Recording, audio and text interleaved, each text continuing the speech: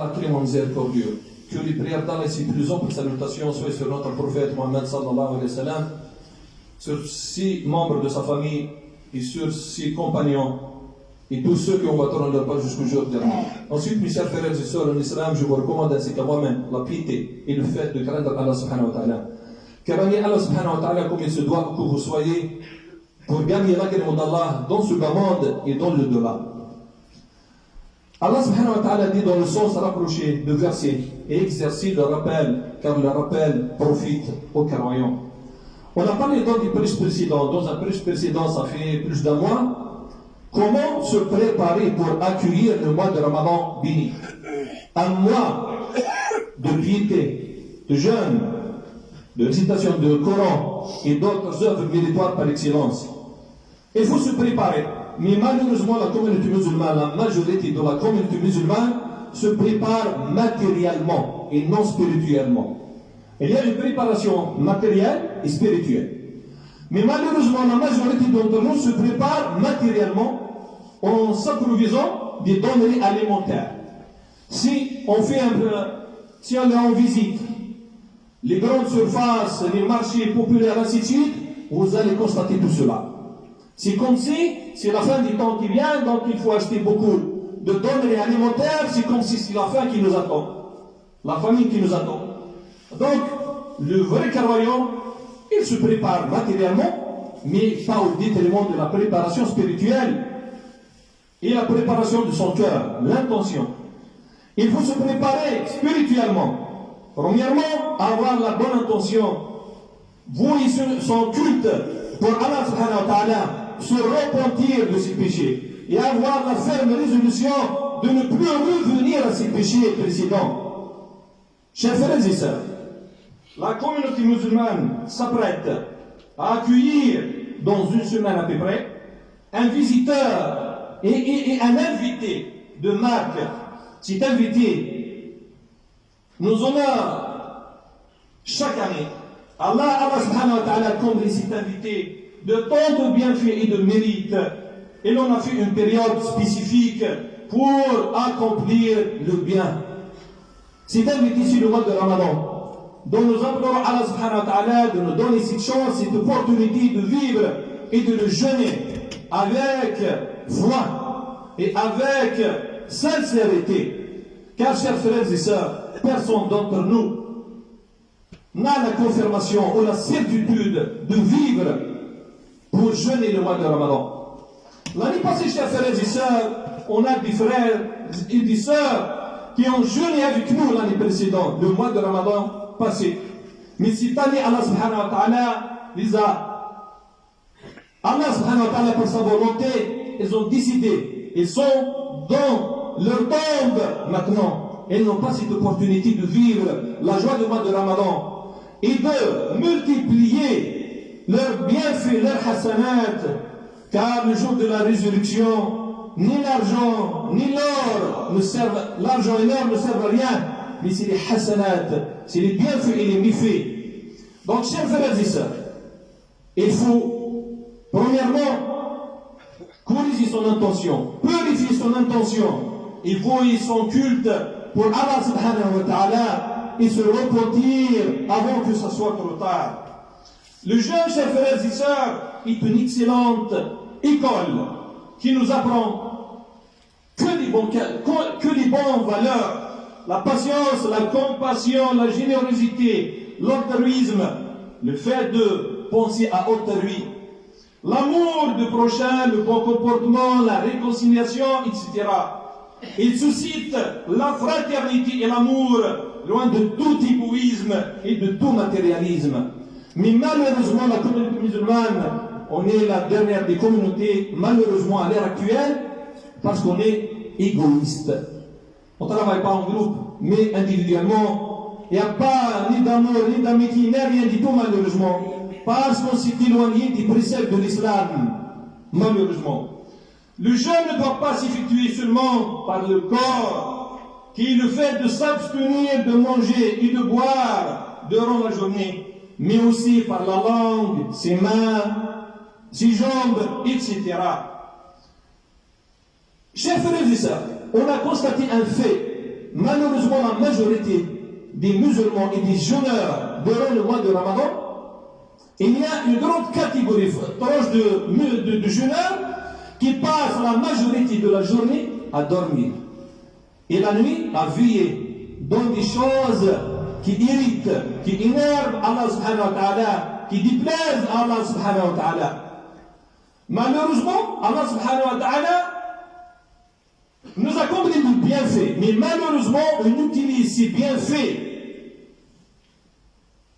dans des choses qui ne reviennent pas, qui ne sont pas bénéfiques pour le croyant, ni dans ce bas monde, ni dans le delà. Par exemple, la technologie, la télévision, les portables, les réseaux sociaux, ainsi de suite, des outils. Les outils, quel est le statut juridique d'un outil? Il permet, mais un outil, si on l'utilise à bon escient pour une bonne cause, on sera rétribué selon notre intention. Si on l'utilise pour le bien, pour générer le bien pour soi-même, pour autrui, Allah va nous récompenser. Mais si on utilise tous ces moyens technologiques pour faire le haram, Allah va nous châtier, va nous punir. Mais malheureusement, la majorité d'entre nous passe son temps durant le mois de Ramadan à regarder la télévision, Facebook, les réseaux sociaux, Instagram, ainsi de suite, en regardant des choses qu'on ne peut pas regarder ensemble. Pour savoir une chose, chers frères et sœurs, il y a un élément, un principe de base qui a été puisé des textes coraniques et prophétiques. Les savants musulmans nous ont informés de ce principe de base. Si une chose ne peut la faire devant tout le monde, donc c'est quelque chose de bien. Si une chose ne peut pas la faire, même avec ta femme, ni avec ton frère, ton père, devant ton frère, donc c'est quelque chose de mauvais. Parce qu'on ne cache pas les mauvaises choses. Hein? C'est ça ou pas? C'est un principe immuable. C'est un principe très important. Lorsque quelqu'un veut utiliser ces moyens technologiques, ainsi de suite, surtout en regardant Internet, ainsi de suite, si tu peux regarder une chose, ainsi de suite, devant tout le monde, il n'y a pas de problème. Parce que le haram, on ne peut pas le faire en groupe. Il y a certains haram qu'on peut faire en groupe. Donc, chers frères et sœurs, le mois de Ramadan est un mois d'adoration, de bienfaisance par excellence. Il ne faut pas passer son temps dans des futilités. On va regretter, chers frères et sœurs. Parmi les noms de Yawm al-Qiyamah, de dernier jour, Yawm al-Taghabun. Yawm al-Taghabun, c'est le jour des regrets. Le croyant va regretter. Et le non-croyant va regretter. Le non-croyant, selon la vision musulmane, va regretter parce qu'il n'a pas suivi les ordres divins. Les ordres divins. Les ordres d'Allah subhanahu wa ta'ala et la sunna du prophète sallallahu alayhi wa sallam. Parce qu'il a mécru. Mais pourquoi le croyant va regretter? Il va regretter, même le croyant. Et en parce qu'il va regretter de ne pas avoir œuvré plus, de ne pas avoir œuvré convenablement. Il va voir qu'il y a des gens, des musulmans qui seront près du prophète sallallahu alayhi wa sallam dans le firdaus, mais lui il sera dans un paradis, mais dans une situation moins que les autres. Donc il va regretter d'avoir dépensé assez de temps dans des futilités, dans des choses futiles qui ne sont pas bénéfiques ni dans ce bas monde, ni dans le delà. Le mois de Ramadan est un mois de repentir, de pardon, de la miséricorde et de l'affranchissement de l'enfer. Le prophète sallallahu alayhi wa sallam a dit dans un hadith authentique, lorsque vient le mois de Ramadan, tout démon est enchaîné. Toutes les portes de l'enfer sont fermées et toutes les portes du paradis sont grandes ouvertes.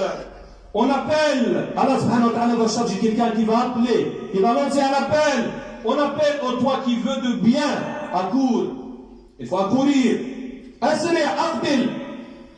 Ô toi qui veux de mal, cesse, arrête. De ce hadith, on va constater qu'il y a deux catégories de personnes durant le mois de Ramadan.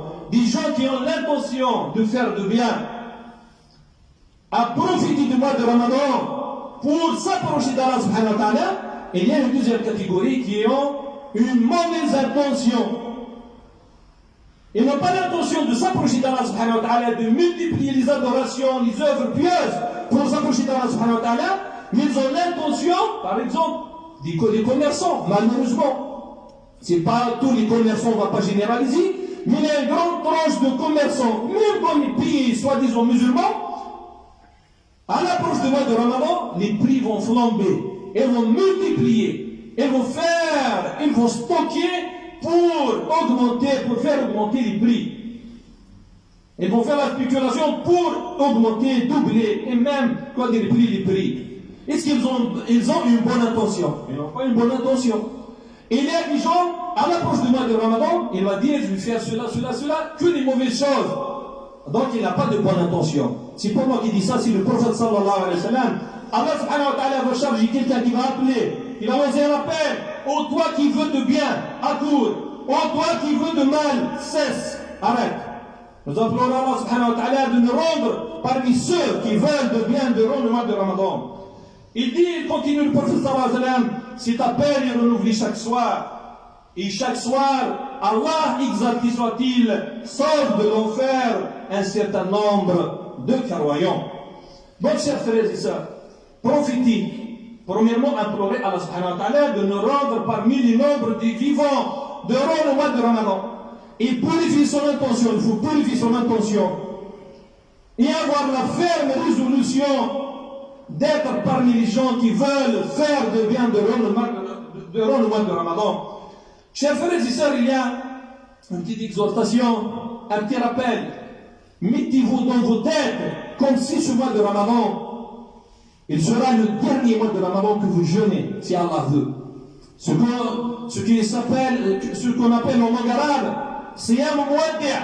Le prophète sallallahu alayhi wa sallam, dans certains hadiths ou dans certains athars de Sahaba, il priait la prière de celui qui fait ses adieux.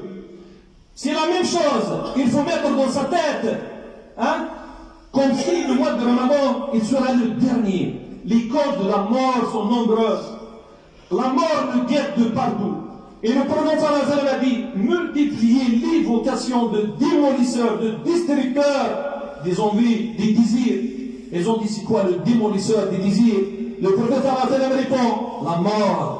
La mort qui sépare son mari, l'homme de sa femme, de ses enfants, qui détermine les foyers et comble les cimetières des dépouilles.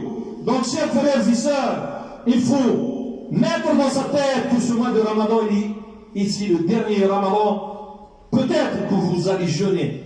Car nul parmi nous, c'est le destin, si on va vivre ou pas.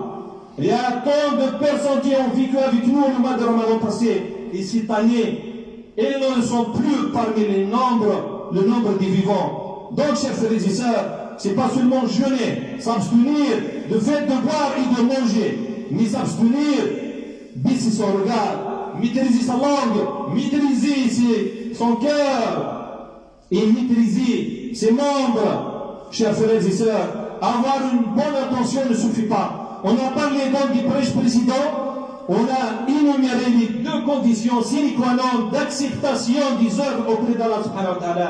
Premièrement, la sincérité envers Allah, ce qu'on appelle le niya ou l'ikhlas.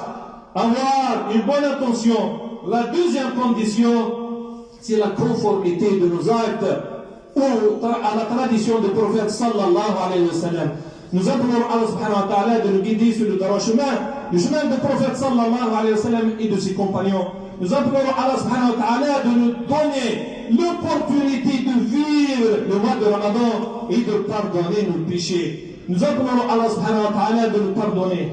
Nous appelons Allah subhanahu wa ta'ala de nous combler de bonheur, de bienfaits et de repentir. Amin ya Rabbil Alamin.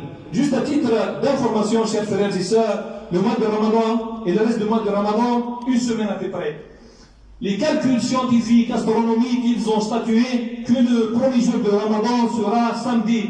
Le samedi, c'est pas ce samedi, l'autre samedi prochain. Donc, si le premier jour de Ramadan c'est le samedi, donc la nuit de samedi, et la nuit précède du jour. Donc, on va faire Tarawih al-Jumu'ah. Al-Jumu'ah fi al-Masa. Donc, vendredi soir, on va faire Tarawih, Inch'Allah subhanahu wa ta'ala. Il y a un deuxième rappel, chers frères et sœurs, comme vous le savez tous ici en France, en Europe, il y a le changement horaire. Le 27, il y a le changement horaire, mais concernant la prière de vendredi, on l'a fixé. L'administration, les responsables de la mosquée, ils ont statué que la prière de vendredi est fixée à 13h30. Heureusement, de point de vue juridique, il y a de la souplesse. Un autre élément très important, chers frères et sœurs, le président de l'association vous invite à être présent dans une assemblée d'information concernant le projet de la mosquée, ainsi de suite. Qu'Allah nous facilite la guidance. نسأل الله سبحانه وتعالى أن يطهر قلوبنا وأن يغفر لنا ذنوبنا وأن يحيينا مسلمين مؤمنين متقين وأن يمتنا مؤمنين مسلمين متقين وأن يحشرنا في زمرة الأنبياء والمرسلين آمين يا رب العالمين. عباد الله إن الله يأمر بالعدل والإحسان وإيتاء ذي القربى وينهى عن الفحشاء والمنكر والبغي يعظكم لعلكم تذكرون. اذكروا الله العلي العظيم يذكركم واشكروه على نعمه يزدكم ولذكر الله أكبر والله يعلم ما تصنعون ولا حول ولا قوة إلا بالله العلي العظيم. أقم الصلاة.